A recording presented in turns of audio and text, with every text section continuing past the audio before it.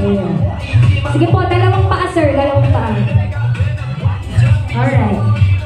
Grabe, taas niyan sila. Alright. So again, isusuot niyo po ang brief na hindi po ginagamit ang inyong mga kamay. Kung sino po yung may pinakamababa na pagsuot ng brief, ang siyang magiging soon to be groom. Kaya nag-aalala siya. Sabi niya kung ang magaling to eh. So paano yan? So this time, ready na ba? Bawal pong tulungan ang kanilang mga katabi. Sariling sikap po ito. Okay ba? Sir, excuse lang sir. Move ka lang po. Ayan sir. Let's go ngayon. Let us start the game in 3, 2, 1, go! Sige po. Binabagalan niyo.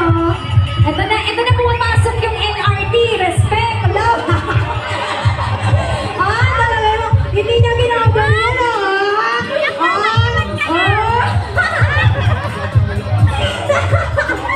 Sige po, again, kung sino po yung may pinakabababang pagsuot ng brief, ang siyang makakapares ng ating soon to be bride. Nako! Mukhang matatablaan pa ata tayo dito. Uy, wag mo naman galingan.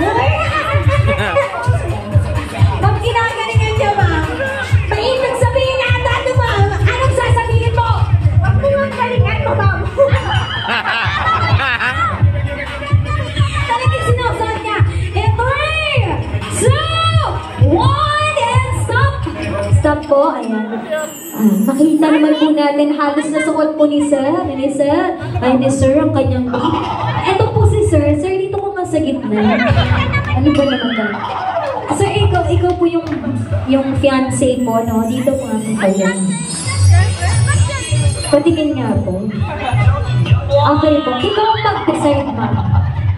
Ikaw ang mag-decide. Pwede na ba? Sino mas sige. Nagde-decide pa talaga siya! Sige po. Ano ba? Honest tayo eh. Siya yung mas pinakapag. Siya po ang mas mababa. At dahil saan ikaw ang ating soon to be groom! Wala tayong... Thank you so much po. Wait lang, wala po muna maghuhubad ng brief. Ayan. Sir, alis ka muna dito ka muna sa tabi. Ayan po. Kasi lang, sir, dito po tayo. Akyat po tayo.